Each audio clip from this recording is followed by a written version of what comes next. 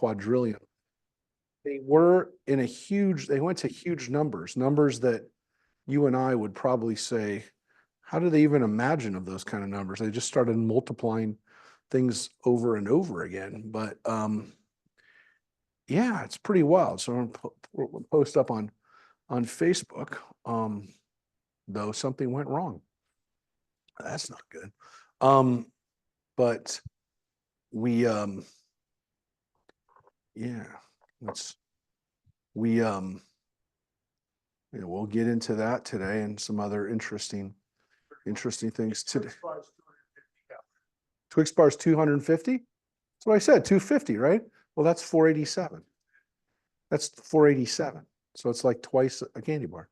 That's why they couldn't get it licensed in places here. Do you understand? Because of the amount of calories in it, it didn't qualify as a normal candy bar. But then, whatever. Then the rails came off and they were able to do whatever they wanted. So, all right. So let's get this up here on the, well, around there. We're around 31B. I'll tell you where we are in a sec. I'm just trying to get us on Facebook. And, oh yeah, Sheldon's there. Elise is there. But the Schulmans are out of town. The Kales are out the next couple of weeks. So yeah, people are out.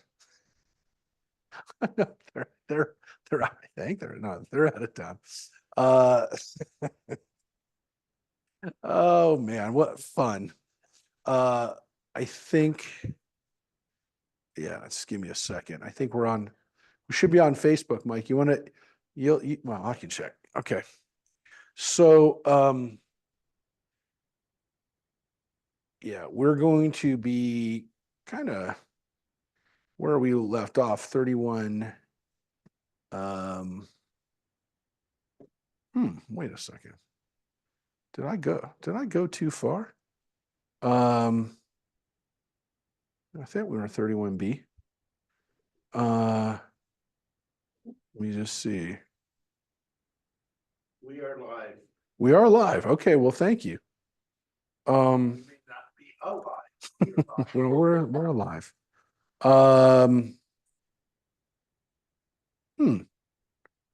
I know I was in my right place before. I was in the right frame of mind before, but let's oh, here we go. Got to go further. Yeah. We're almost done with 31B. We were talking about the prayers of Moses last week. That's kind of where we left off. So we're 31B. We're talking about how effective Moses's prayers were. And we're going to continue right here, which is where we finished off was 31B 31, which was that Moses was able to argue with God and in certain places and able to get him to acquiesce and not destroying the people of Israel at the golden calf incident. And where we are right now, yeah, it's a good thing. We're all here. So we talked about all the different things that he said to him. Look, if you start over with me, what am I good for? If the people have Abraham, Isaac, and Jacob as their ancestors, and the future descendants only have me, what good am I? I'm only one person. I don't compare to Abraham, Isaac, and Jacob, so I'm not going to be able to help them in the future. All these different kinds of things. He said to him, look, if you destroy them now, they're going to say, you can only defeat one king in Egypt. What about the 31 kings in Canaan? You're good to beat one king, Pharaoh, but you're not good enough to beat 31 kings. So he came up with all these things. That's what we read about last week. This time, bless you, now we're going to talk about other prayers that Moses had, and also what do we learn from those prayers? So here we start. Rabbi Simon taught, one should always set forth praise of the Holy One, blessed be he, and then pray for his own needs. So if you're praying, always pray with a little praise of God first before you get into what you want. This makes sense, right? Right? It makes sense to make God, again, the focus of your thanks and praise, and then get into the things that you want. And how do we know this? Because it says that when Moses, and it says in Deuteronomy, it says, and I beseech the Lord at that time. And immediately afterward in his prayer, it is written, Lord God, you have begun to show your servant your greatness and your strong hand. For what God is there in the heavens or on earth who can perform deeds such as yours and your might? Here Moses began with praise of God, and it is only thereafter it is written, please let me pass over and see the good land that is beyond the Jordan, the good hill country in the Lebanon. Only after his praise did Moses make his personal request. Now, this isn't a prayer that Moses made on behalf of the people. This is a prayer that Moses asked for himself. When God told Moses, you're not coming into the promised land, Moses wasn't happy with that, as we know. He begged God to let him come in. So when Moses is asking for something for himself, as we have in this incident, which there were other times that Moses asked for things for himself. He asked for his sister to be healed in that famous scene in Numbers. But here's one that he did just for himself, I want to come into the land. Now we know he didn't get that answered. But notice even when he didn't get it answered, this is the way he did it. So he asked only after he praised God. Gemara prefaces the next discourse with a mnemonic symbol, right? Ma'asim, tzedakah, korban, kohen, ta'anit, minal, and barzel. What is that? Deeds, charity, offering, priest, fast, shoe, and iron. We're going to get into that. What is that? What does that mean? What are those things? It's a mnemonic device. Now you think, well, what am I going to remember by this? Well, here's what we're going to discuss. These things, these symbols. They're symbols, if you will. They're symbols, well, kind of, some of them are on a Monopoly board, like the iron and anyways, the shoe. There's a shoe and an iron. Those are on the Monopoly.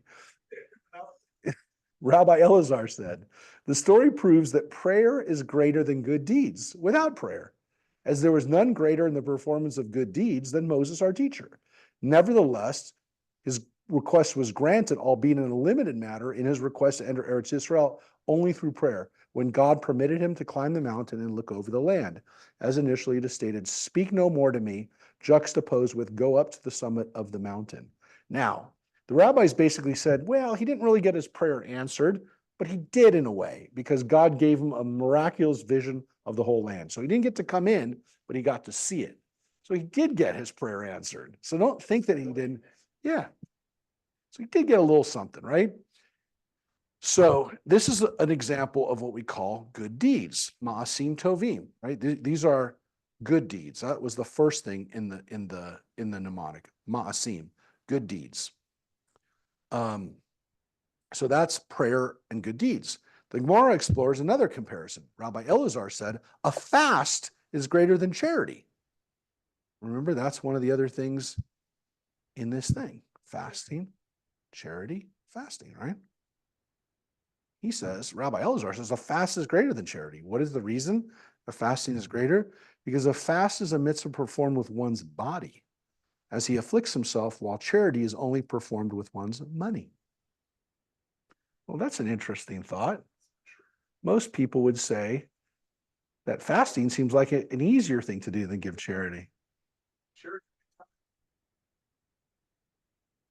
It could be, but they're clearly talking here about giving something, right? You're giving something. But nothing, this rabbi is saying, nothing is higher than giving your body.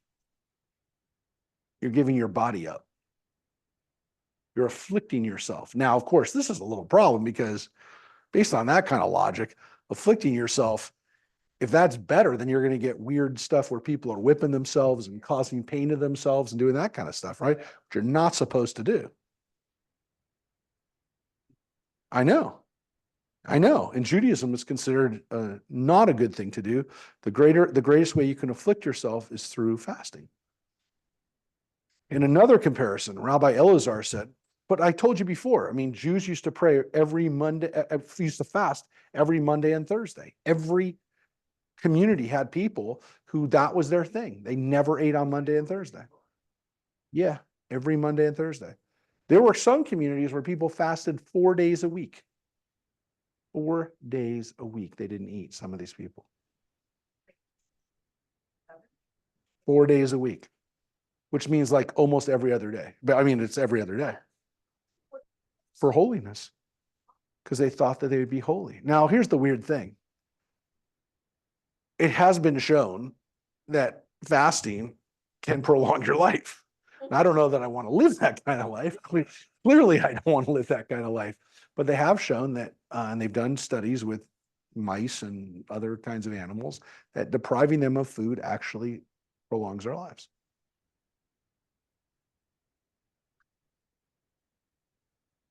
So I don't know about yeah, I mean, I guess it kind of is intermath, but what they've shown is that the animals that live on fewer calories than you're supposed to have actually live longer lives. So the problem is, what I'm saying about this is that Judaism always had this issue with enjoying life on one hand, but also, again, living a holy, pious life. What would happen, though, is, let's just say that for hundreds of years, people looked at people who were fasting and they were living longer. I'm not saying they were happier, but they were living longer. And people already thought, oh, they're so pious because they're fast all the time. Did that make people think that maybe it works? If they observed that, did they think, well, that worked? So look, we see it already in the Talmudic period that people are discussing this. And again, it is a form of affliction. So, I mean, I'll just show you the, I mean, this was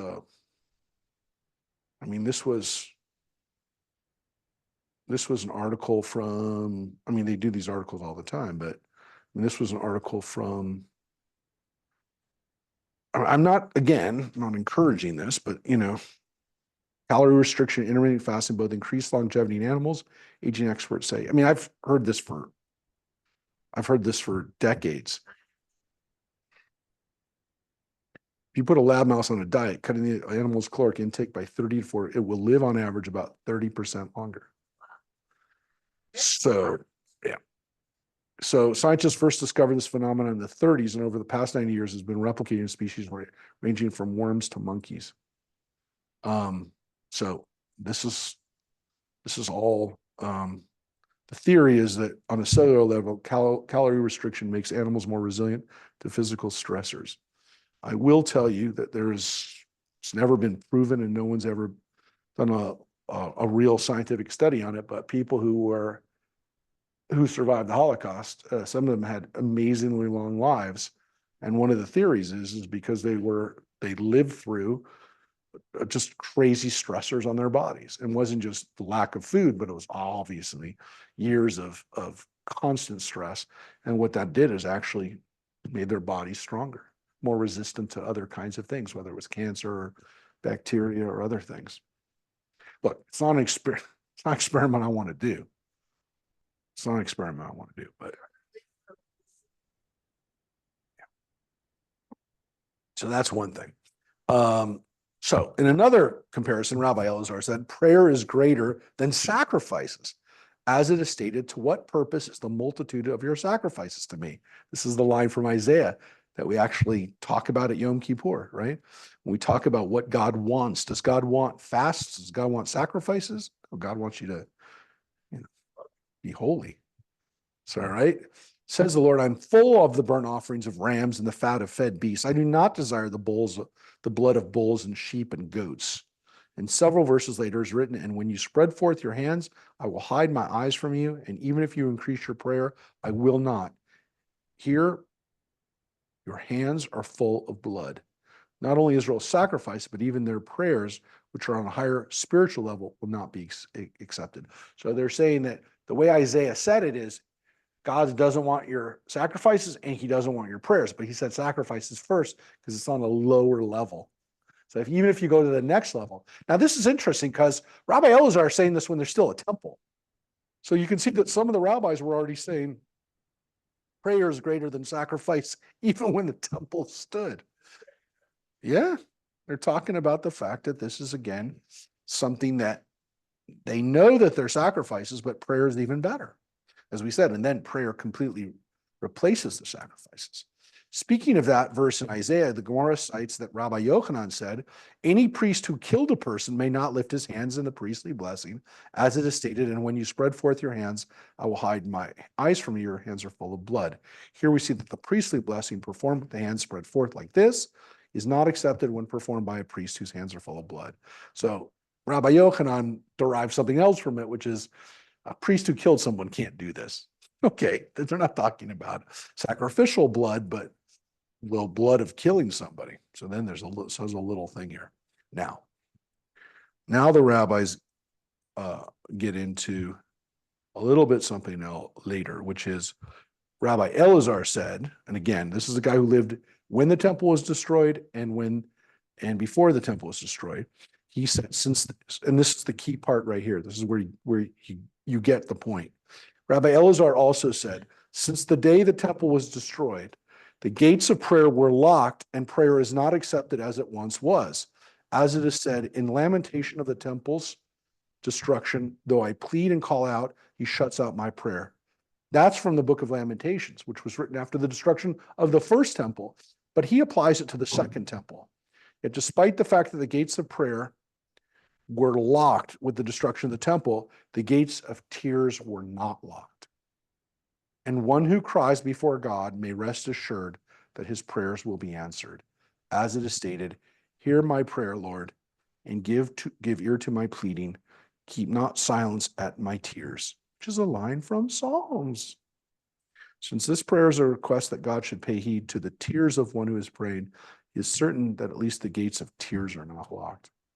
Now that's a really interesting idea, which is that there's different approaches to God. One of them is through prayer, and one of them is through tears. It's through emotion and through the heart and through true feeling. And so he says, look, if sacrifices are gone, if prayer is gone, even the heart and tears are not gone. That gate is still open. That's pretty powerful. But now that they've opened up this idea of the gates of prayer being locked, which is a really interesting idea because we talk about it a lot at the high holidays. We talk about the gates of prayer. We talk about the gates of the temple. The Ne'ilah service at the end of Yom Kippur is called the Ne'ilah, which is the closing of the gates. That's the theme and the message of Ne'ilah, the closing of the gates. And we talk about that because there's an understanding that at Yom Kippur, the gates were open, and then at the end of Yom Kippur, these gates that were open starting at Rosh Hashanah, maybe now during the month of Elul, that when they close, that period of time to be able to enter and kind of like pray through that entrance is shut. But we always kind of tell people, well, it's not fully shut. Not every entrance is shut. But there definitely does feel like at the end of Yom Kippur that something is over. That period is over. And so there is a marking, there is a demarcation at that end of Yom Kippur with the gates of prayer or the gates of fasting or the gates of Yom Kippur, the gates of high holidays, whatever you want to say. But that day of fasting, that day of connection to God, at the end of it, something's closed. With regard to the locking of the gates of prayer, the Gemara relates that Rava did not decree a fast on a cloudy day because it is stated, you have covered yourself in a cloud through which prayer cannot pass. This verse indicates that clouds are a bad omen, indicating that God has averted his face. Well, they opened up that question of fasting and praying. Cloudy days are considered to be not good days to be praying. It seems like God is not listening those days. Well, it goes further. Rabbi Elazar said, since the day the temple is destroyed, an iron wall separates Israel from their Father in heaven, as is stated to the prophet Ezekiel, instructing him to symbolize that separation. Take for yourself an iron griddle and set it as an iron wall between yourself and the city. It will be a sign for the house of Israel. When we read Ezekiel a couple of months ago, or actually about 6 months ago, Ezekiel was talking about different ways that God is upset with the people, and he's writing during the time of the destruction of the first temple. And he acts out different things. he makes a fire out of poop. That was one of his most dramatic things. But one of the things he did too, and then he lays on the ground, for weeks. There's another scene where he put an iron pan up as a symbol of God cutting himself off, right? The Gemara cites another, that's not the end of that, by the way. Don't worry, we're going to come back to that symbol of God separating from the people. The Gemara cites another statement, and by the way, that goes back to the destruction of the first temple, not the second temple, but the first temple. The Gemara cites another statement in praise of prayer. Rabbi Hanina said, not Hanin, and it's a different one, Hanina said, anyone who prolongs his prayer is assured that his prayer does not return unanswered. It will surely be accepted. From where do we derive this? From Moses, our teacher, as it is stated, Moses said, so I fell down before the Lord the 40 days and 40 nights that I fell down and I prayed to the Lord. And it is written thereafter, and the Lord heard me that time as well. The Lord will not destroy you. What is it talking about? Moses was on Mount Sinai for 40 days. If you can pray for a really long time like Moses did, those prayers will be answered. Those prayers will be heard because you're extending your prayer. You're going well above and beyond. That we talked a few months ago about studying Torah is one of the important things that's important. Oh, we're about to get to that right now. Very good. Very good, Joyce. So when we pray for an extra long time, we're really pouring our heart out, and that's one of the things that God looks at.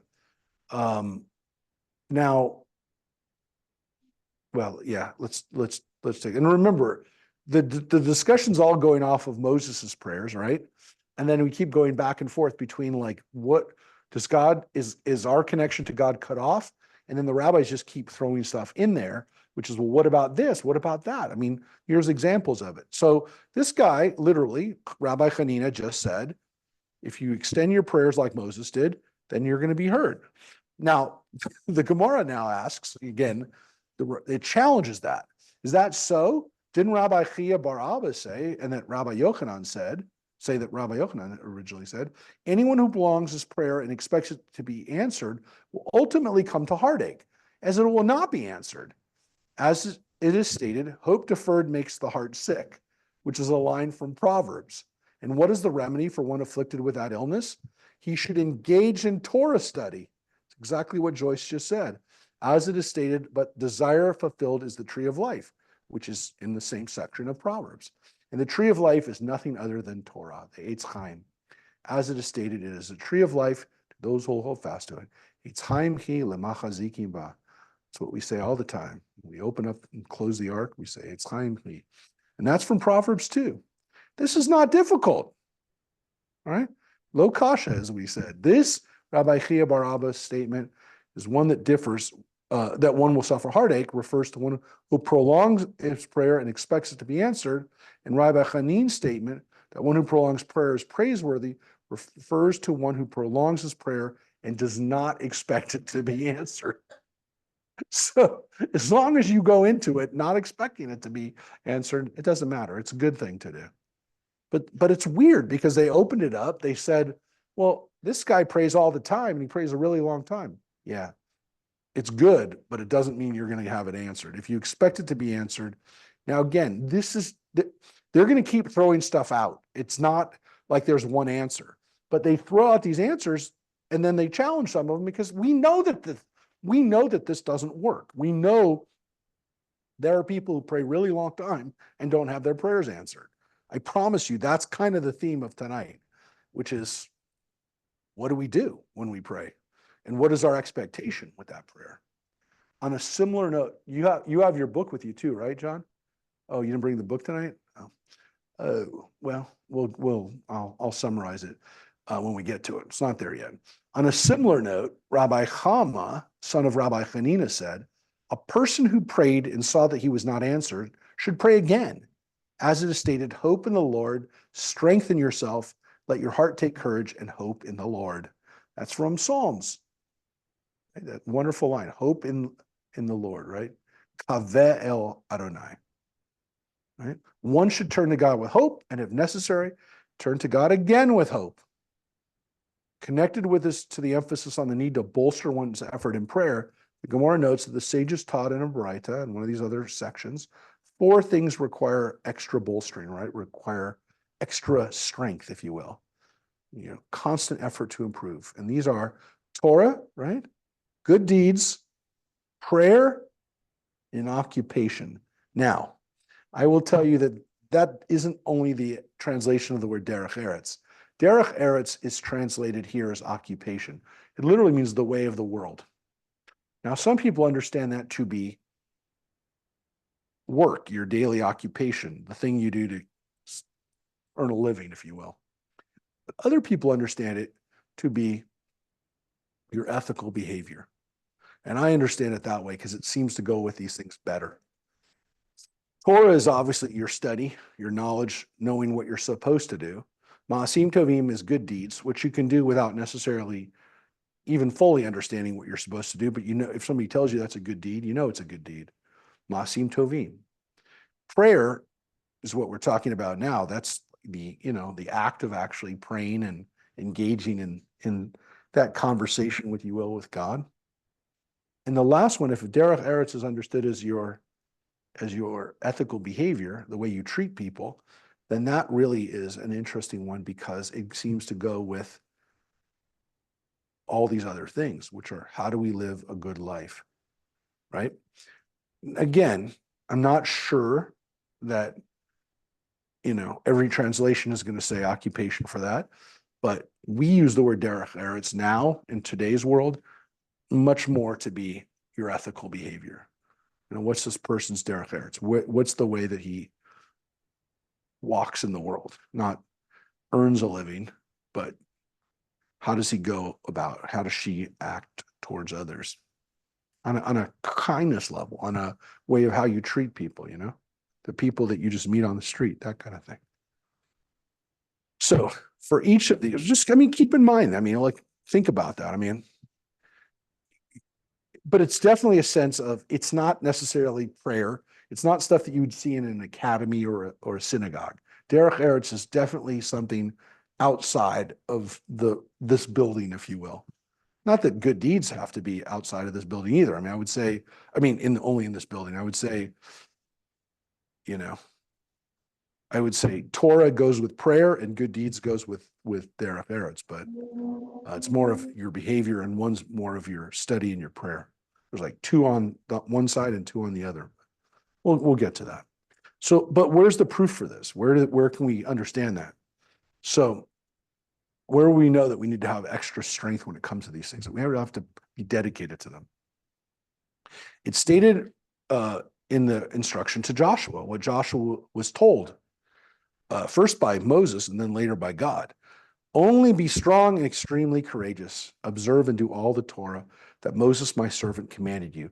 Do not deviate to the right, to the left, that you may succeed wherever you go. It's a very famous thing. Chazak va'amatz. Be strong and be courageous.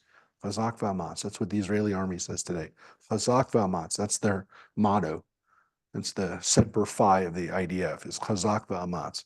Be strong and be courageous. Be amatz. Be self-confident. In this verse, observe refers to Torah study and do refers to good deeds. So observe and do are Torah and good deeds. The apparently repetitive language is not extraneous. So it doesn't, Chazak va'amatz isn't repetitive. One goes to Torah and the other goes to your courage or your good deeds. So Torah and good deeds, strong in your Torah and courageous in your good deeds. So that's why it says Chazak va'amatz. So if that's good deeds and Torah, but what about the others? From where is it derived that prayer requires bolstering?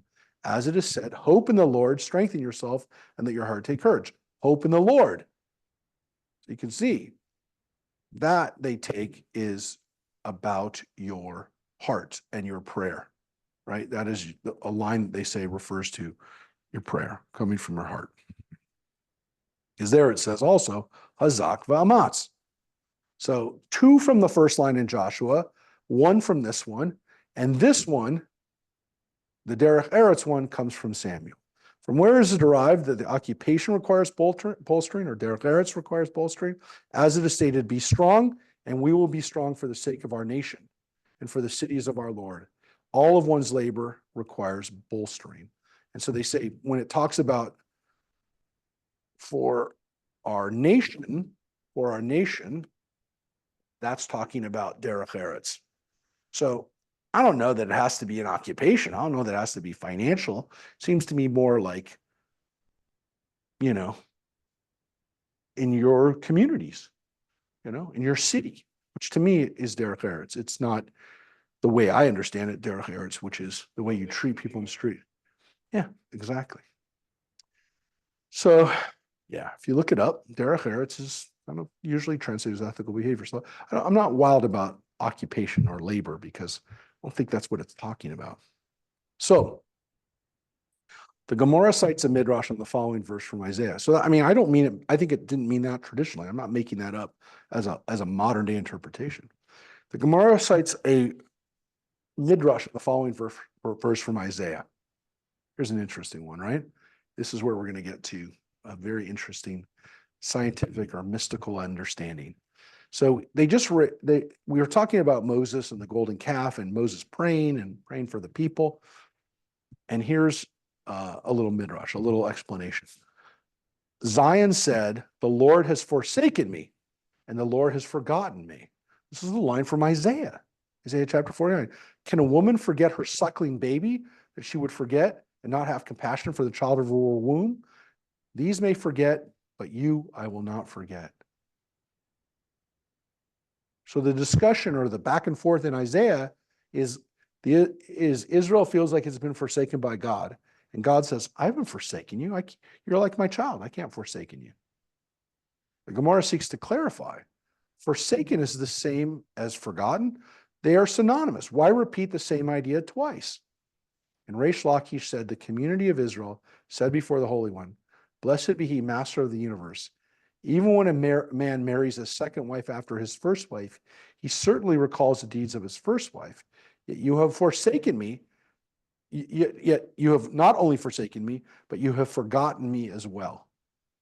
So what Reish Lakish says is, it's not really about a child being forgotten. It's more like a woman who is the first wife who feels like she's forgotten after the man married a second wife. Now, we don't have a lot of discussions about first wives and second wives in the Talmud. We really don't. Because by the Talmudic period, it wasn't that common. It happened, but it wasn't that common. It wasn't that frequent. We don't really read of many of the rabbis who have multiple wives. We don't, it just doesn't, it was legal, but it didn't happen. Yeah, it was still legal, but it didn't happen a lot. I could by Jewish law, but not really because you cannot have more than one wife if the law of the country is you can't have more than one wife. So the law for 1,000 years has been you have to follow the laws of the country around you. You can't invoke Jewish law in order.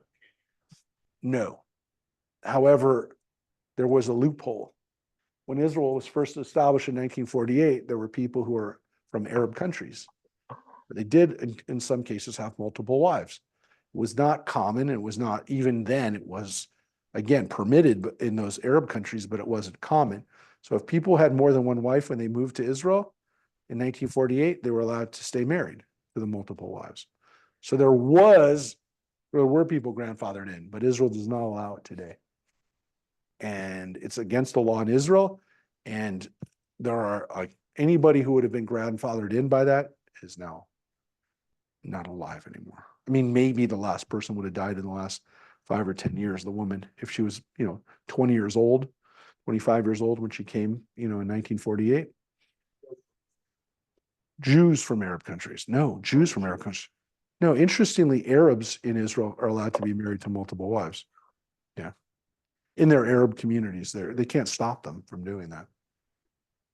It's not encouraged, by the way. Most Muslim scholars don't encourage it.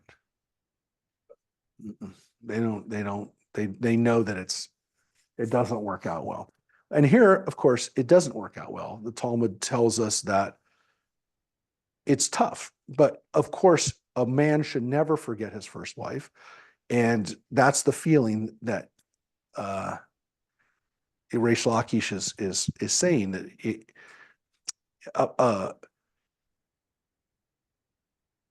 when it says he certainly recalls the deeds of his first wife, it's saying he definitely should recall the deeds of his first wife. You don't do that. God wouldn't do that. But here's the interesting thing here.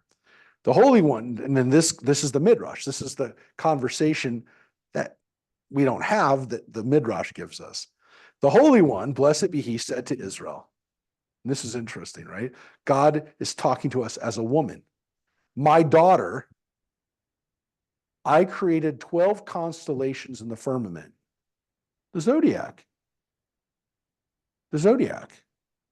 There's 12 constellations that make up the stars above you. For each and every constellation, I have created 30 armies.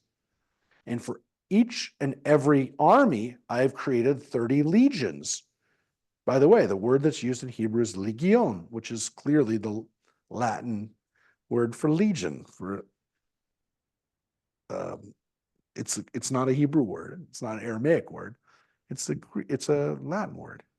And for each and every legion, I have created 30 infantry division leaders, rachaton, which kind of gets into the Roman military structures of soldiers, cohorts, right? And for each and every infantry division leader, I've created 30 military camp leaders, cartones. And for each and every military camp leader, I've created 30 leaders of forts, gastera, or probably like the castra, the Roman the Roman forts, right? And on each and every leader of a fort, I have hung 365,000 stars corresponding to the days of the solar year. And all of them I have created only for your sake. And you said the Lord has forsaken me and the Lord has forgotten me. So the Midrash says that all of those stars in the heavens are created for us. Now, by the way, if you do the math on this, right? If you do the math on this, this comes out to, does someone do the math? Yeah, this is in the book. That's why I was saying if somebody did the math on how many stars this comes out to, because it's 365,000 times 30 times 12 times 12 times 30 times 30 and times 30 again. So, 34 times. So I'll tell you what the total is. It's something, Up to 22 sextillion.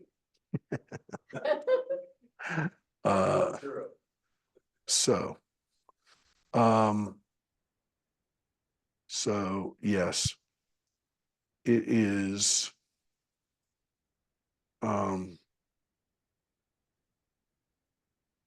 so the total would have been, I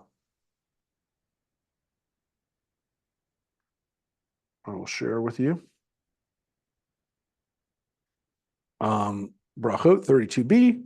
The Talmud records a tradition in the name of Shimon ben Lakish that there are roughly 10 to the 18th power stars in the universe. This number is remarkably big and much closer. This is from Aisha's website, and much closer to the current scientific consensus of 10 to the 22nd power. Common sense would allow. So how did they even come up with a number like that? It's crazy. Now, again, he said, well, that's right. But they looked up in the sky sometime and they said, these numbers are they're too big.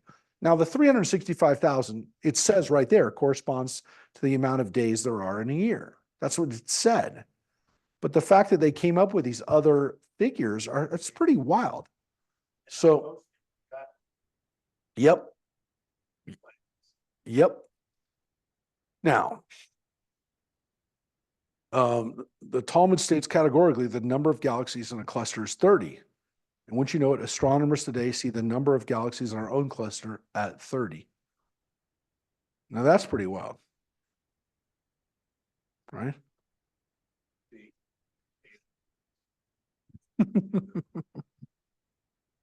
um, so yeah, we don't understand how those numbers could even be conceived of by our ancestors, but there you have it. I don't know.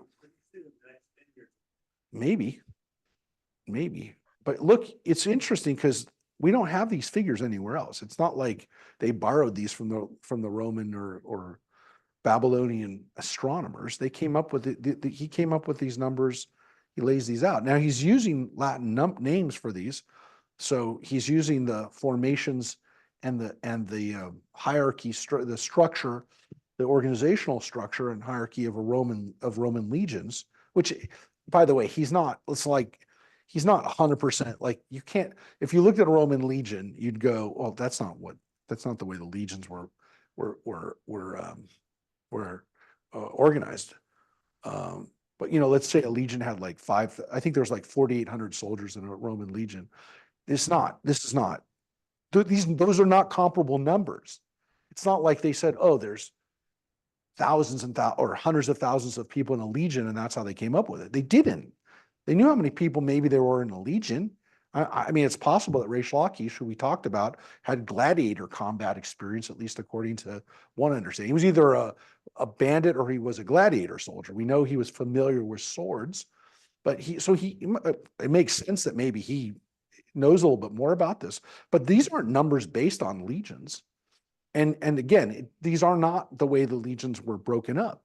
But it is interesting that they understood this as kind of a hierarchy, and they understood it even to some extent as clusters, which I don't even like. They understood, well, I wouldn't say they understood. They saw the constellations. They saw that as kind of a map of the stars. But the fact that they would then say that there's clusters of them. What's interesting is that by the way, they're talking about stars. They're not talking about planets. They're talking about stars. Yeah. So it's pretty amazing that they talk about it in those ways. So yeah, that's a little thing about how many stars there are in the sky.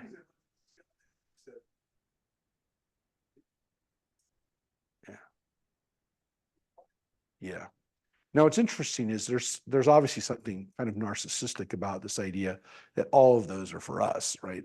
So it's like, are the stars just for us to enjoy, or are those, again, each one of those are a world, each one of those is a solar system, right? Each one of those stars has planets, or not all of them, but some of them have planets just like ours. They're enormous. So yeah, it is. It is. It was a mind-blowing moment to have them imagine it. But again, they were to some extent imagining it that God created this amazing universe for us. Which, by the way, if that is the case, if we don't find life on other planets, then you can almost say, then they really were really, really right. But that in itself would be like, that's something that human beings can't, like, the idea that there can't be any life on other planets is actually something that we have a harder time imagining than anything else. And as I already told you, the rabbis have no issue. Judaism has no issue with there being life on other planets. We mentioned that yesterday. It would be no problem with that. But the idea that our planet would be the only planet that there would be life, or at least intelligent life, there is an interesting idea that it's interesting that would that not be a stronger proof that there's something remarkable going on this planet that can't just be an accident. Anyways,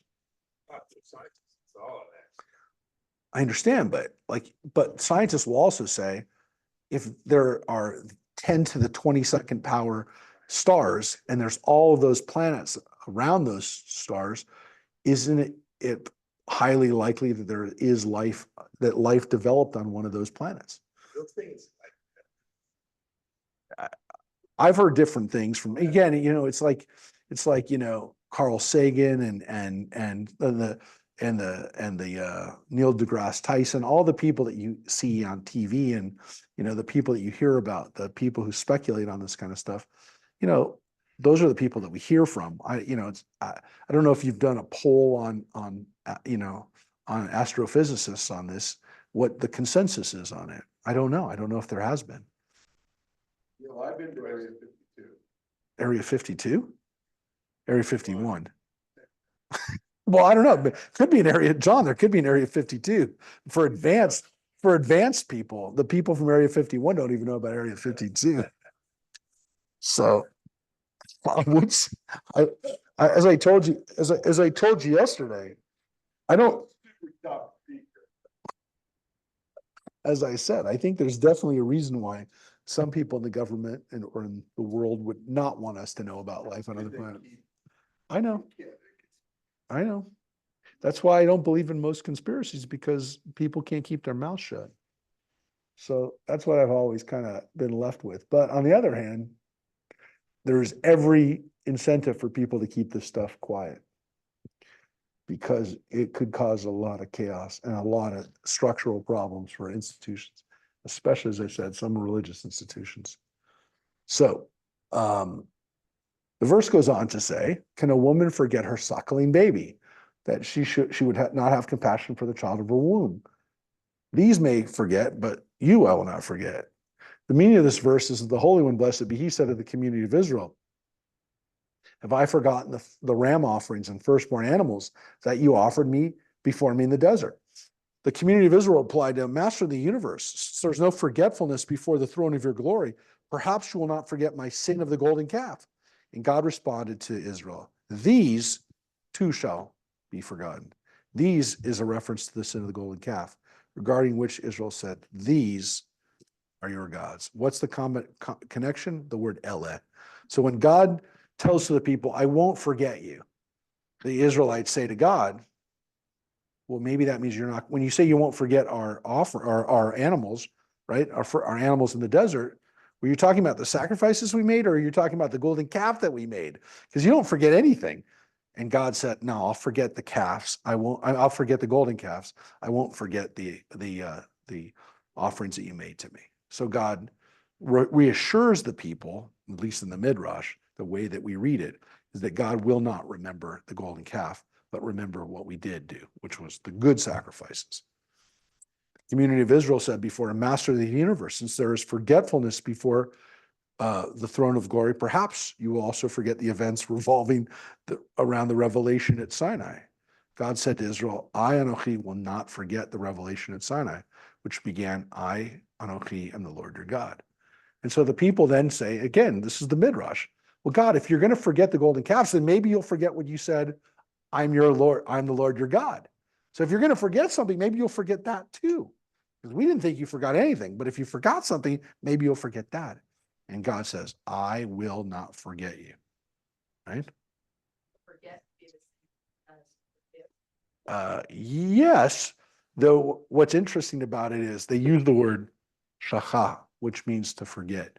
So it means essentially to wipe it out, right? To not remember it and not require there to be an accounting for it. So forgetting it means that you're off the hook on it to some extent. Forgiving it means, yeah, I forgive you for it, but I didn't forget it. This is a little bit more complete. This is a little bit more, I ain't going to bring it up anymore. So like if you forgive somebody for something, right? And you were like, okay, we'll move on from that. Right? Then I don't want to say it's higher, it's more complete, but it is in a way. Because if you forgive somebody for something they did wrong to you, then we can move on. But I'm not going to let you forget it. I'm going to remind you about it a lot. But if you forget it, then you don't bring it up anymore. So it's almost like, again, it's not just forgiven, it's forgotten. Shacha, and that's the word that's used here. It's not for slicha, it's forgotten. So think about that. If you said to somebody, let's forgive and forget, then you're saying, I want you to do both. Not let's forgive and not forget. Because some people say that to you. I'll forgive you, but I'm not going to forget it. I mean, I'm going to hold on to it. Say you're Sometimes, sometimes, sometimes, but I know people who do. I know people that seem pretty capable of forgetting. I do. forgetting. I do. I know people that are able to move on to the point where they don't bring it up. What do you think about that, Joyce? People can. And it seems inborn that some people are able to do that and some people just cannot because they combine forgiving with condoning. And I try to separate the two. You don't condone the bad behavior, but you can forgive it. Interesting. But there are people That can. that can. Can't. I know, but there's Really people, can. I know, but there's people who can. And there are people who are, comes very easily. Yeah. My dad could completely forget that somebody had harmed him. I would say to him, like he would get messed over by somebody, and then he would go back. The person would come back to him and ask him to do something again. I said, "Don't you remember that? What that person did?" I don't remember. Like he just didn't remember. Like it just went out. I said, "I understand you forgive them, but you're just going to do it again. They're going to do the same thing. Whatever." Like he didn't remember stuff. Yes. Yeah, but there's like forgiving, and then there's like, I don't even remember it. No, he did. He did. Good for you. Yeah. My mom did it too pretty easy. I'm not like that. I can't, I mean, I can forget a little bit. I mean, like I can forgive completely, but they wouldn't, no, but they did. And when you forget it, you really don't bring it up again. They didn't do that. I don't know. It's pretty wild.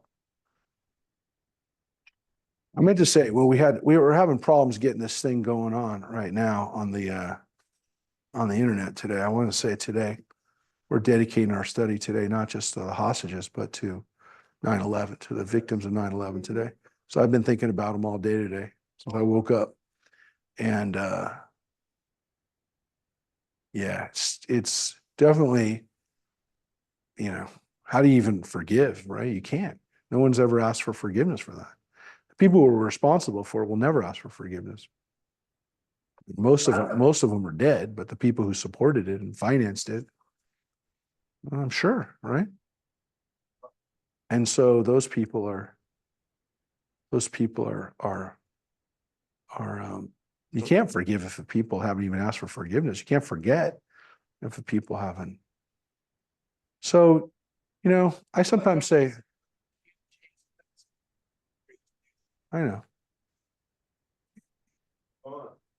We tried to forget in the business environment. We got burned again. What do you mean, our country? No, my business. Oh, yeah. We did business again with somebody that- So my dad did that. Now, I sometimes thought that he did it because, it's good business practice to not cut people off.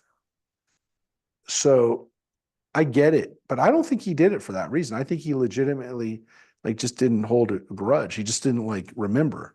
He didn't think about it. It went out of his head because, yeah, I mean, there was nothing. But I don't know. I don't know. It's a weird thing. I look, there's two ways of formatting. You can say never forget, or you can say remember. So I always go back and forth on that. Sometimes I say remember in a positive way.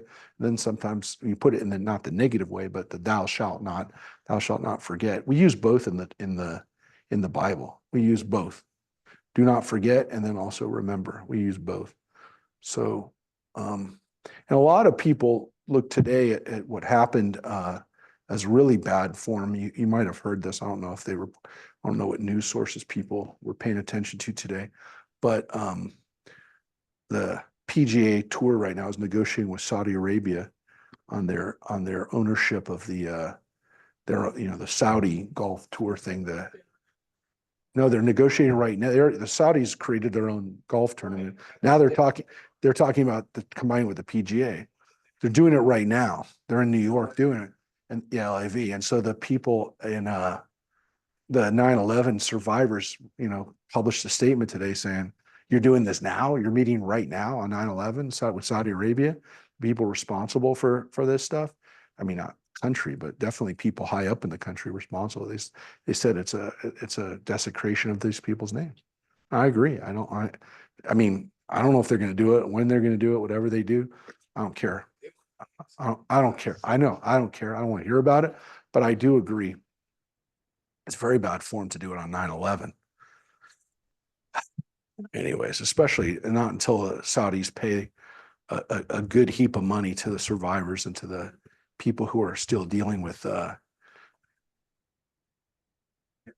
I understand, but they have to pay to the people who are right now dealing with cancer and illness from the cleanup of that.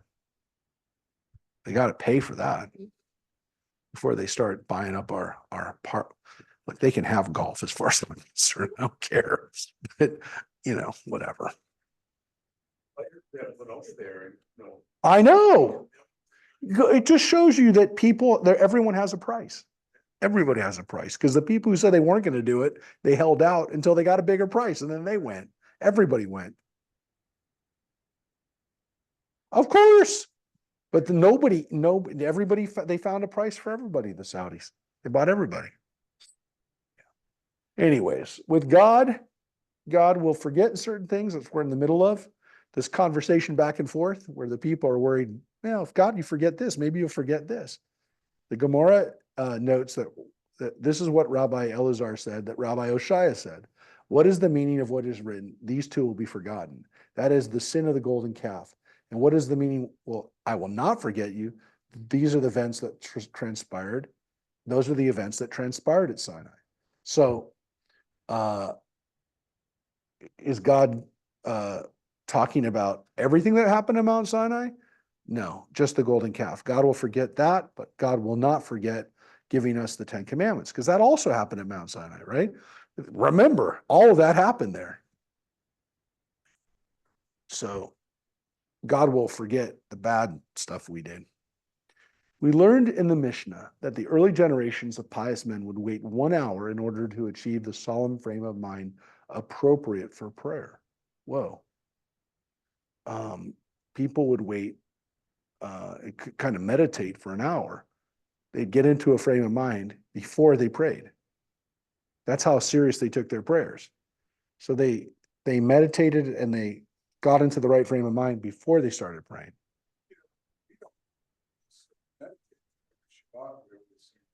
Well, that's the process.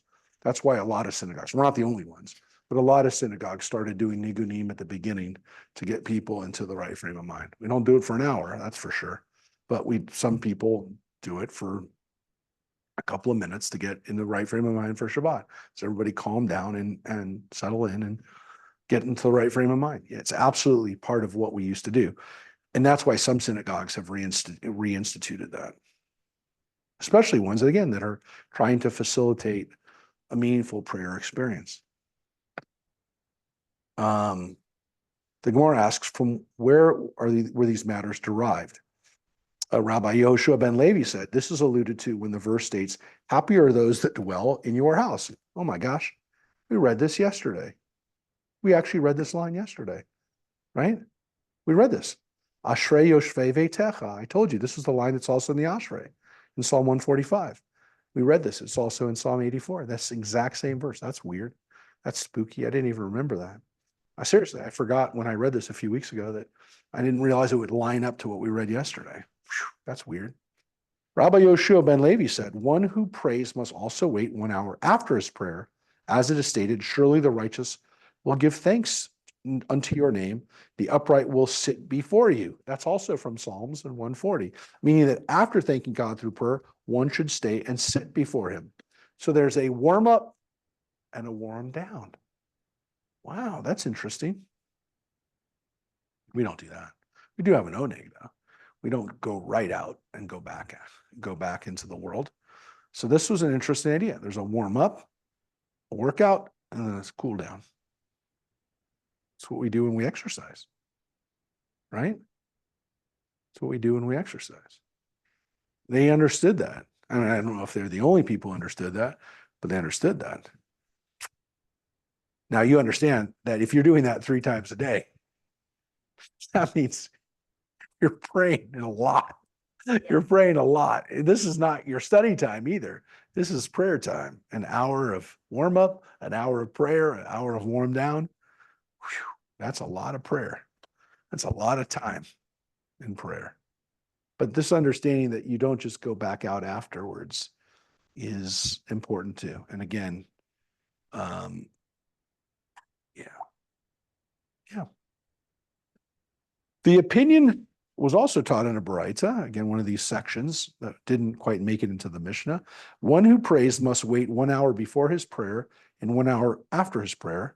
From where is it derived that one must wait 1 hour before his prayer? As it is stated, happy is the one who dwells in your house. That's the Psalm 84. And from where is it written that one must stay 1 hour after his prayer? As is written, surely the righteous will give thanks unto your name.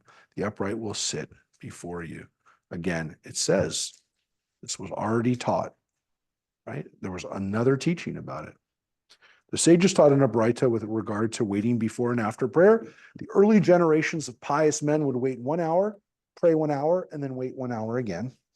This raises the question, since the early pious men would spend 9 hours per day engaged either in prayer or the requisite waiting periods before and after prayer, 3 hours for the morning, afternoon, and evening prayers, how was their Torah preserved? There was little time to review their studies. Now, how was their work accomplished?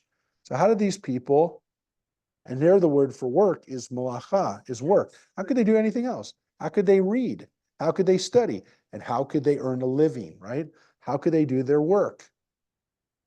The Gemara answers, rather, because they were pious, they merited that their Torah is preserved and their work is blessed. What does that mean? It means, again, that whatever they studied,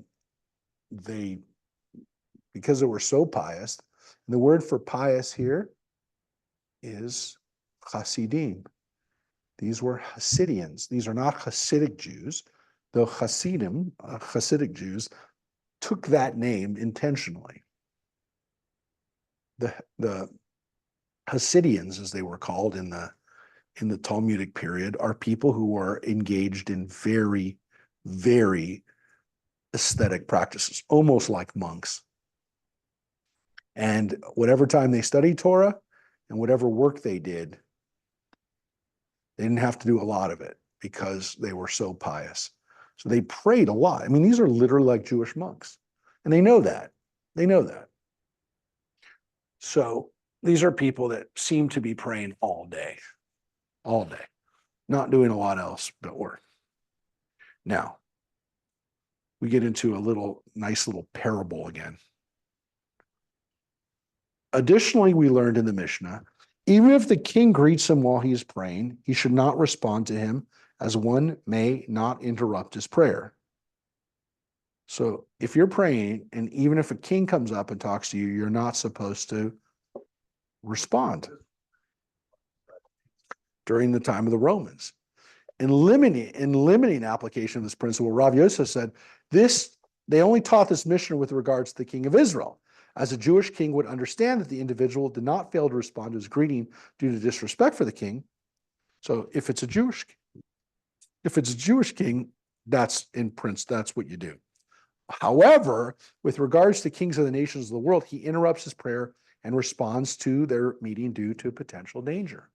So if a Gentile king comes up to you and interrupts you while you're praying, you definitely respond because he won't understand. He won't understand. Now, we're going to get into if that's really the case. The Gemara raised an objection to Rav Yosef's statement. One who is praying and saw a violent person feared by all coming toward him, or a carriage coming toward him, and he's in the way, he should not stop his prayer, but rather abridge it and move out of the way. So he doesn't stop praying completely, but he finishes it off, abridges it, shortens it, and then moves out of the way. So he doesn't just stop. He actually comes to a conclusion of it and then moves. Well, they're going to say, is that really possible? The Gemara responds that this is not difficult. Of course, it's low kasha, right? Rather, this teaches to abridge one's prayers rather than stopping, refers to a case where it is possible to abridge his prayer and complete it in time, in which case he should abridge it. And if it is not the situation where he can abridge his prayer, he definitely interrupts his prayer. So again, if your life is in danger, you're not supposed to keep praying. But look at this.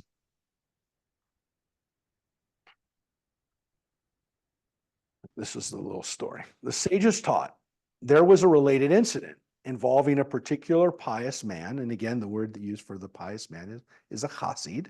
He's a Hasid. And this is 2,000 years ago, Hasid. This is a Hasid who's living in the Greco-Roman period, right?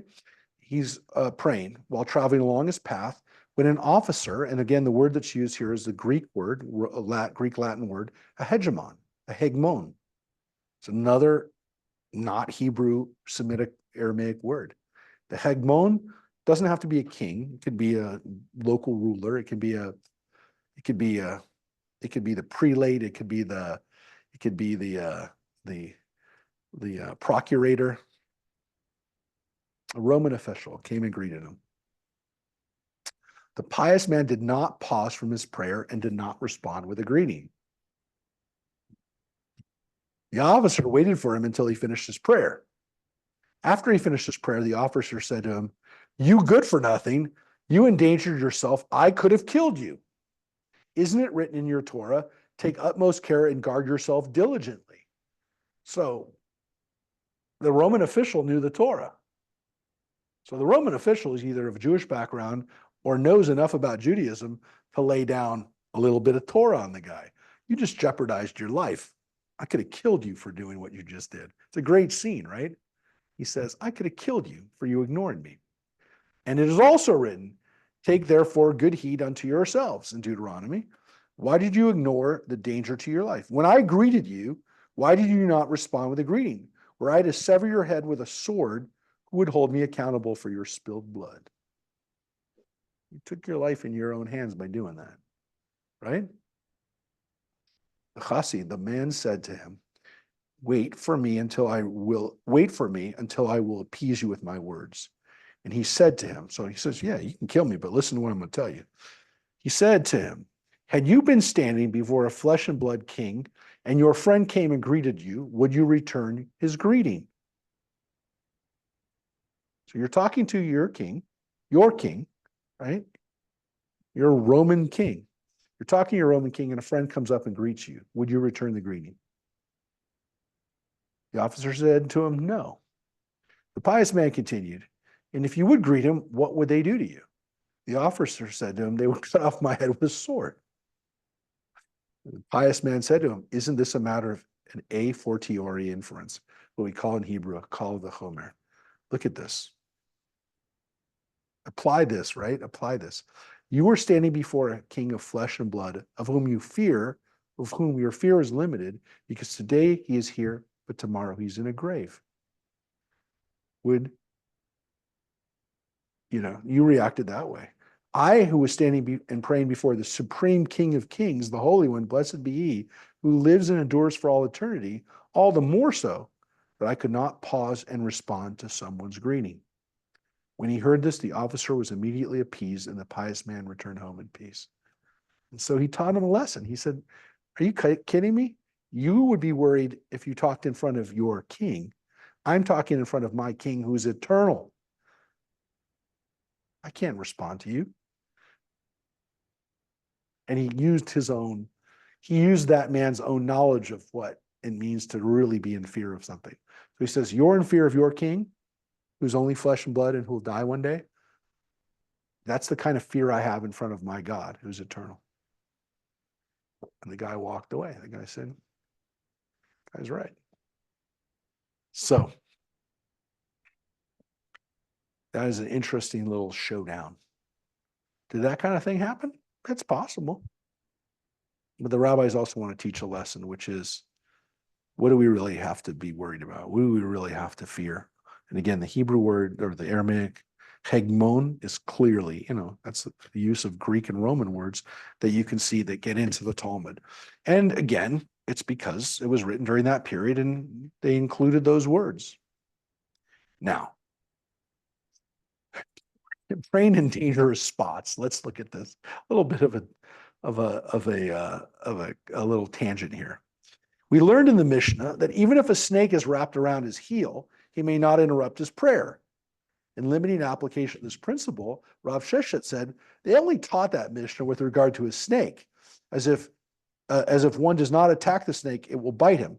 But if a scorpion approaches an individual while he is praying, he stops, as a scorpion is liable to sting him, even if he does not disturb it. Well, that's a little interesting thing about snakes and scorpions, which is true, right? Sometimes the best, Still, when you're dealing with a snake, you don't do anything. You let this, if he jumped and reached down and grabbed the snake would bite him. Sometimes you just be completely still and the snake will leave you alone. And they said that's not a scorpion though. Scorpions don't work that way. Scorpions don't, they'll sting you anyways. So that's an interesting thing. There is a difference between snakes and scorpions. So don't think that a snake is applicable to every danger that you're in. Snakes are an interesting situation. The Gemara raises an objection based on what is taught in the Tosefta. Those who saw one fall into a lion's den but did not see what happened to him thereafter do not testify that he died. Their testimony is not accepted by the court as proof that he is dead, as it is possible that the lions did not eat him. However, those who saw one fall into a pit of snakes and scorpions testified that he had died as surely as the snakes bit him. And so the rabbis tell us a little interesting thing here about animals too, which is that you can fall into a pit of lions and they may not eat you. But snakes and scorpions, you're dead. You fall in with snakes and scorpions, you're dead. If you saw someone fall into that pit, you can say that they died.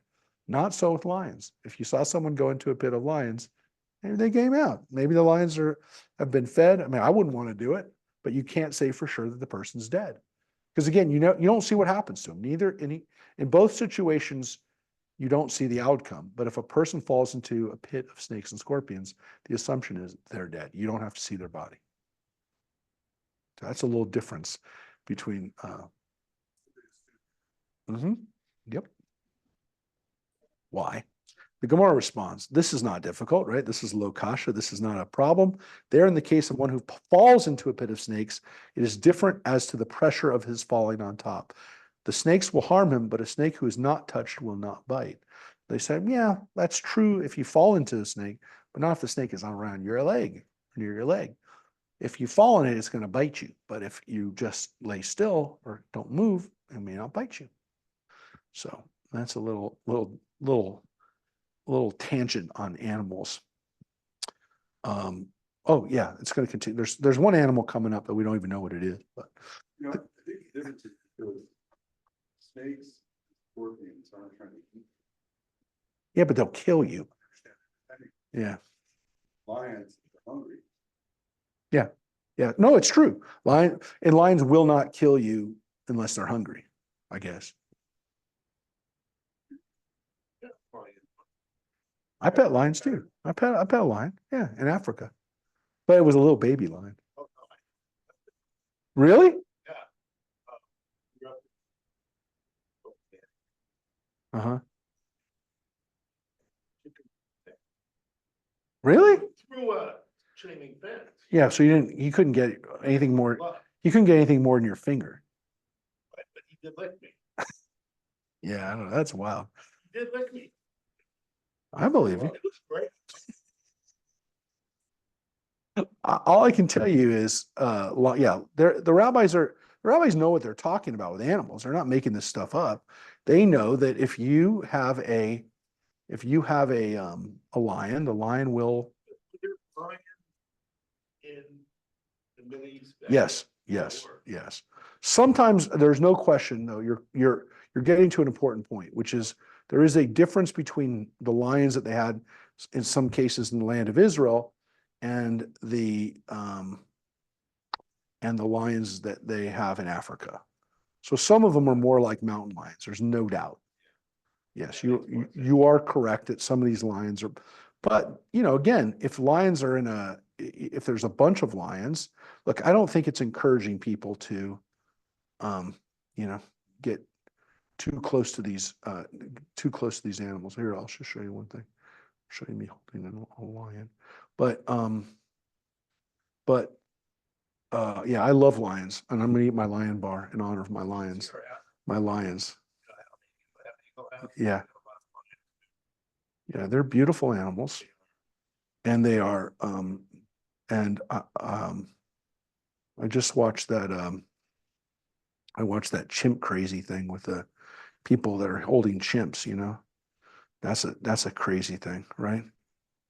You don't want to. You don't want to. You don't want to have monkeys around your house. People think that they'll be good pets. I don't know why someone would think. Jackson had. Yeah, well, here, wait 1 second. I'll show you a picture of the lion that I held because it wasn't a big lion. I'm not gonna. Yeah, but it was a baby lion. No, it was a wait 1 second. Yeah, it was like look, you do stuff in other countries you can't do, you know, you can't do it in other parts of the world. I've noticed. In Missouri, though, you can have monkeys and a lot of other. That was part of that show. Is you can have those kind of animals here. This is these are the lines that I held. Hold on a second. Was in like in your Johannesburg. Hold it.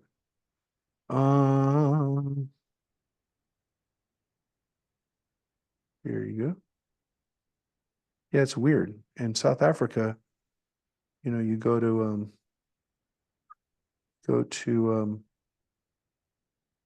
places that are, you know, where poor people live, and they like you take tours of the Professor in school. Stuff. Very interesting. here. This is me in a lion's den. I'll show you. I was petting some lions. Yeah. That's Yeah, they're kind of, yeah, they're little. Oh, that one. Oh, my God. Yeah. Kitty. How old is that? What? Do you remember how old I think they're like a couple years old, a year, No, a year, no. a little younger. Really? Yeah, but a swipe with those paws, huh? Like the nails. But look at those paws though, see how big they I are? don't know. Yeah, it was are pretty they cool. sedated? No, they were just no, they were there, and then they I don't know. No, I was a little worried at first because I love them, but I didn't want to be stupid, but everyone was touching them. So, all right.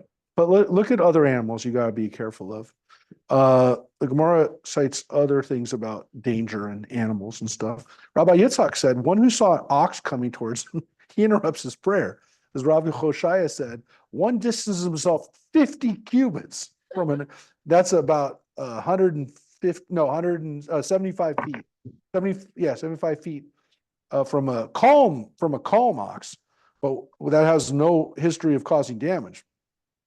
And from a forewarned ox, which is called a shor muad, an ox whose owner was forewarned because the ox has gored 3 times already, one distances himself until it is beyond eye shot. You don't even want to be around it, right? You can't see it. You don't want to be able to see it. So that's how dangerous ox are. It was taught in the name of Rabbi Meir. While the head of the ox is still in the basket and he is busy eating, go up on the roof and kick the ladder out from underneath you. Shmuel said, this applies only with regard to a black ox and during the days of Nisan, because that species of ox is particularly dangerous. And during that time of year, Satan dances between his horns, which is a nice way of saying, if you're anywhere near a black ox, get away from it, right? Go up on the roof and kick out the ladder, because you don't want that ox anywhere where he could possibly get you, right? That's how dangerous they are. And then Shmuel says, it's a certain type of ox, and it's especially when it's in breeding time, when it's in heat. That's when you don't want to be around that ox. So it does say you do not want to be around when that ox is in heat. Now, here's the animal that we're really not sure about. With regard to the praise for one who prays and need not fear even a snake. So the rabbis are going to say, well, if you're not afraid of praying with a snake around, they said there's an incident in one place. There's one incident where an Arvad was harming the people. They came and told Rabbi Hanina ben Dosa and asked for his help. He told them, show me the hole of the Arvad. And they showed him its hole. He placed his heel over the mouth of the hole, and the Arvad came out and bit him, and it died. Rabbi Hanina ben Dosa placed the Arvad. You're wondering which one died. No, it's very clear. The Arvad. He placed the Arvad over his shoulder and brought it to the study hall. He said to those who assembled there, see, my sons, it is not the Arvad that kills a person. Rather, transgression kills a person. The Arvad has no power over one who is free of transgression. At that moment, the sages said, woe unto the person who is attacked by an Arvad, and woe unto the Arvad that was attacked by Rabbi Hanina ben Dosa. Now, a couple things. We're not sure what an Arvad is. We don't know. We don't know. We don't know what this Arvad is. It's obviously something that is can hurt people, and it lives, it seems, in a hole. So there's a lot of questions of what this is, right? So there'll be discussions about it, and it doesn't translate it because we're not sure. So, for example, Rashi will say it is a cross between a frog and like a lizard. So it's like a chameleon, it's like some kind of reptile, amphibian reptile, something like a chameleon, something like that. That's what Rashi says it is.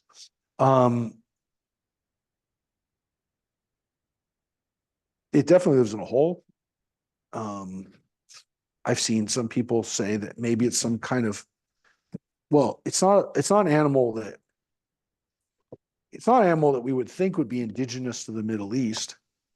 Some people say maybe it's like a Gila monster, because that's a reptile that lives in holes, but they didn't have Gila monsters there. But maybe they had something like a Gila monster in those days that was a lizard that could bite and give poison. So we're not sure what kind of animal it is. It seems like it was scary enough that people were scared of it, and he had to take care of it. Now, why I asked you if you had the book there, John, is that there's a long discussion in that commentary that some people have, the Ein Yaakov book that some people have, has a whole page, a discussion about what just happened. Because look, the next section, that's it.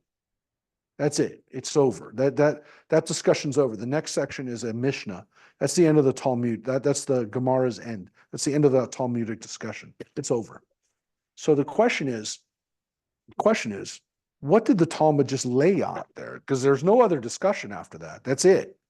But the Talmud just told us something, and they seem to already be hinting at it before, which is, can you pray yourself out of a situation that should be really dangerous? And so the discussion that's in that, the commentary that's in that version gets into this whole discussion of whether you can place yourself in harm's way, because that's what he did. He intentionally went over, put his foot over the thing, and let it bite him. And the lesson is that he killed it. But that seems to be a very, very dangerous thing to do. That seems to be almost tempting God to kill, to see if I can get myself out of a problem by praying.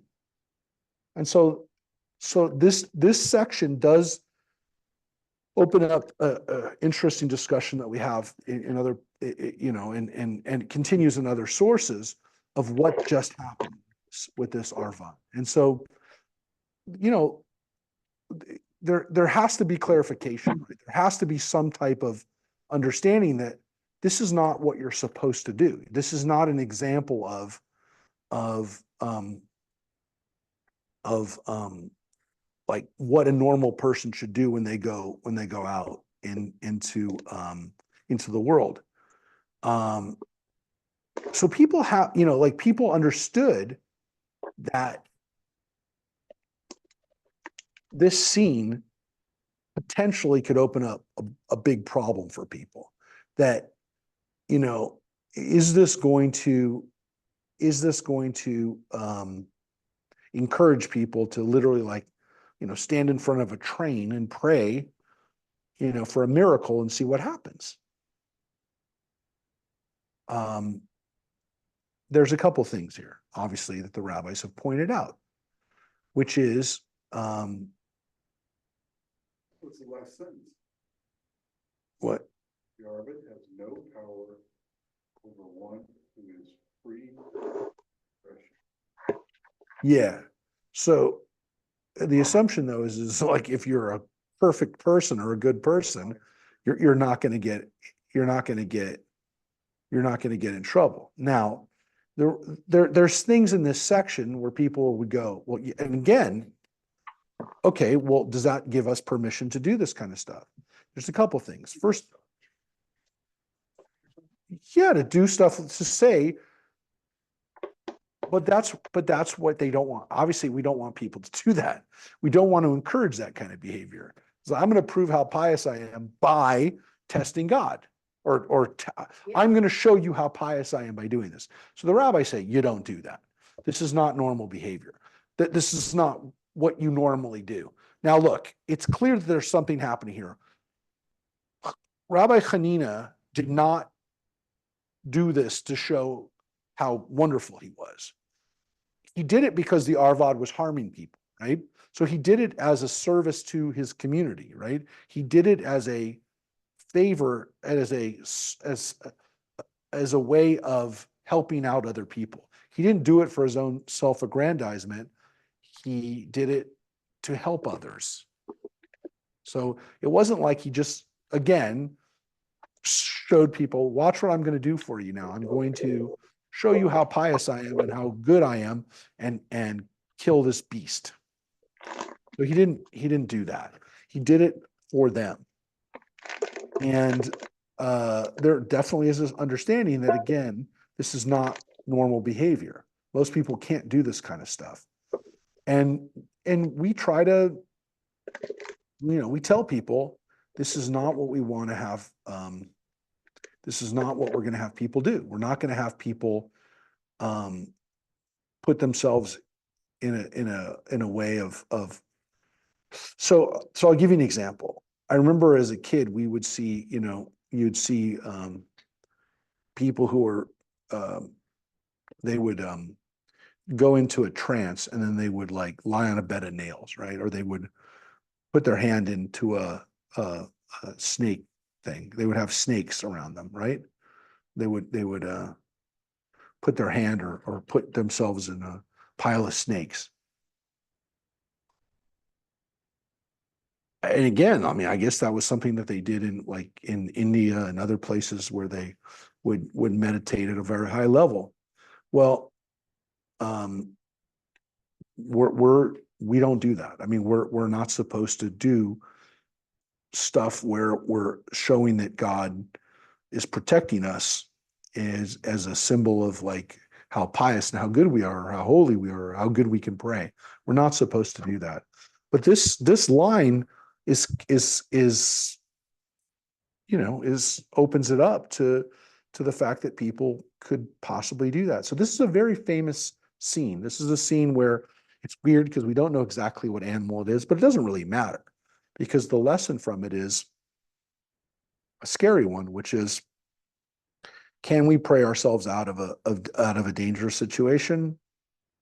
At the end of the day, we're not supposed to do that, but A lot of people walked on coals to prove that they could meditate themselves into protecting themselves. correct. Yeah. And so people, people do look at that and say, I did it on the Merv Griffin show. you did? Yes, Walked on coal? yes. On the Merv Griffin show, yeah. Wait, what was the context for that? Well, I didn't get burned. It was. But how were you selected to do that? I was a friend of the guy who was doing it. He's famous. Oh, God. Did you have a relative that was a producer? No, I didn't know anything about, I, Somebody. not from Merv Griffin.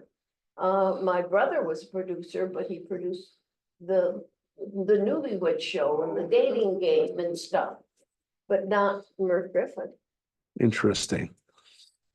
Uh, Wow. Wow. I did it. So you were a audience volunteer. You pulled No, everything. I went with the psychologist who did it. Alright. You would know his name if I remembered it right now. I've just lost the name. No worries. He's written a lot of books. So he asked you to prove that. He said, I'm going on the Merv Griffin Show. Come with me. You've walked on Coles before. I said, yeah, okay. I've done it 3 or 4 times. Wow. Because I could meditate myself into a condition where I did not get burned. Wow. Not one burn on my feet. After walking on the coals. That's And other amazing. people walked on them and got burned at some of these occasions. Yeah. That is crazy. So we're going to end a little bit earlier. I just realized that the next section that we're going to get to is actually a few pages after. It's actually, we're skipping ahead to another section. So we're actually going to wrap up here today. And next week we don't have class because we have some speakers that are coming here next Wednesday night from Israel. We have 2 women who are coming here who are going to be talking about the experiences of October 7th and also what it's been like afterwards. So they're going to be here next Wednesday at 7 p.m. We definitely want people to come who want to know what's happened, and what's happening. So one of them, Adele Raymer, who I believe is originally from England or South Africa. I can't remember. But she's she's an English speaking a person who made Aliyah. She actually was in Kibbutz Nirim when it was attacked. And also Karen Pardo is going to be there too. Both of them, are fluent English speakers. Excuse me. And they're going to be talking about what's happening in the North and the South, because the Southern kibbutzim were actually attacked by October 7th terrorists, and the people in the North, they were, and the people who are, the people in the North, the kibbutzim in the North have been evacuated, and many of those people in the kibbutzim have not been at home for almost a year now. So 11 months since they've been home. So they're going to be talking about how the kibbutzim are adjusting to this new reality and what they're going to be doing over the course of the next several years in rebuilding. So we're having both of them come here, and they're speaking at a few places. They're going to be at the Federation in LA no, Adele was actually born in the US. Yes, I remember. She was born originally in New York, in the Bronx. And she has been there since 1973. So I don't really want to talk too much about what happened what happened on October 7th. She's going to talk about what happened in her kibbutz and what she's been doing since then. But she's a very good speaker, and she's been speaking around the world over the last 11 months or so.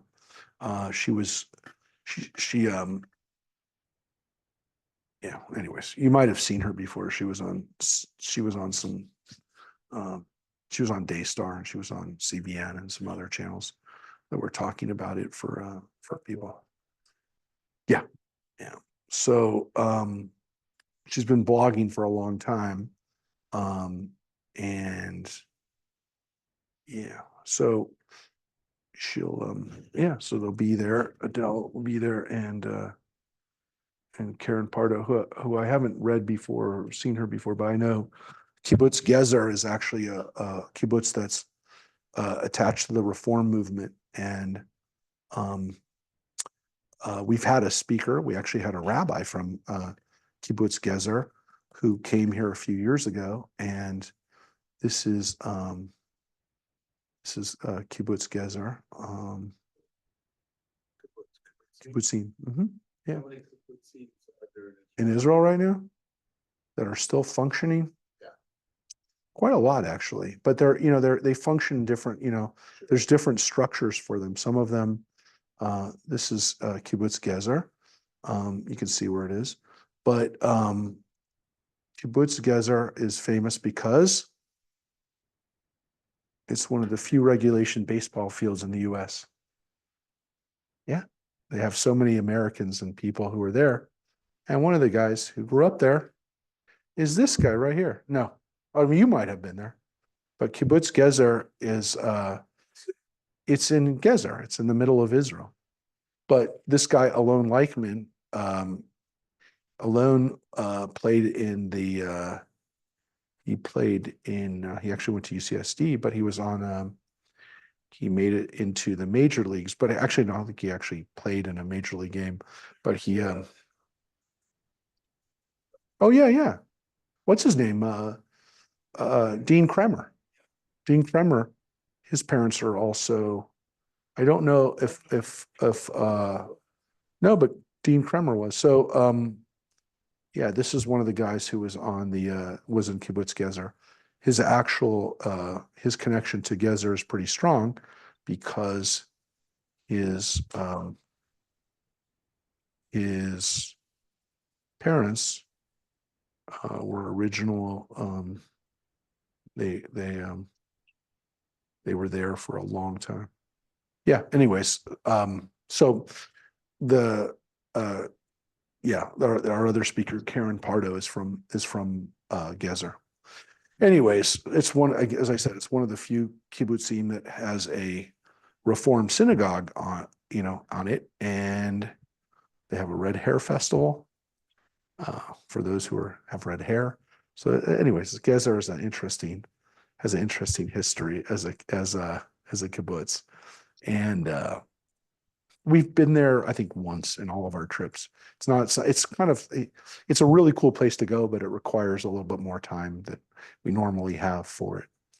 So yeah, so that'll be coming up next. That's where we'll be here next Wednesday. So hopefully you can join us and let people know that we're going to have that. And we are working. I have started working with the city on our October 7th memorial that we're going to do. I'm not 100% sure that they want us to be at the city hall, which is what I was told today, but I'm not 100% sure.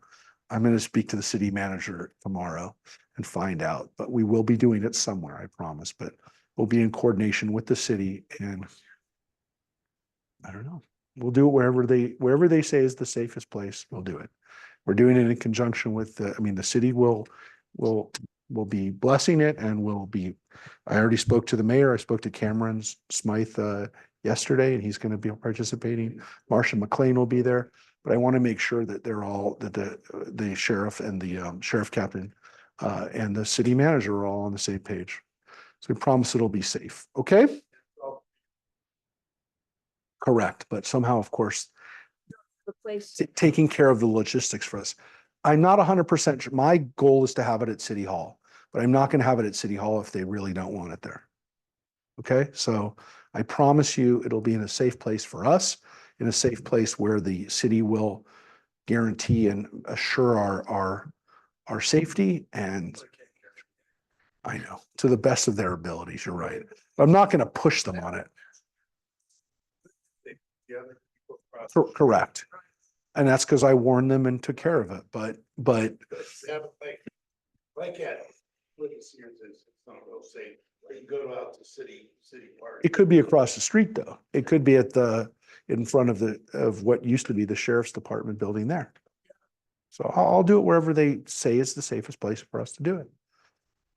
All right, folks, it's all good. And we will see you hopefully in person next week here, but for the speakers. All right, take care. That's right. And we'll see you Tuesday or Havdalah at the beach or tomorrow at Corner Bakery.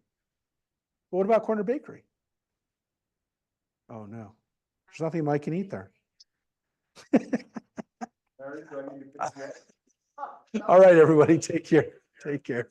Goodbye. Bye-bye, Thank everybody. you. Bye, bye.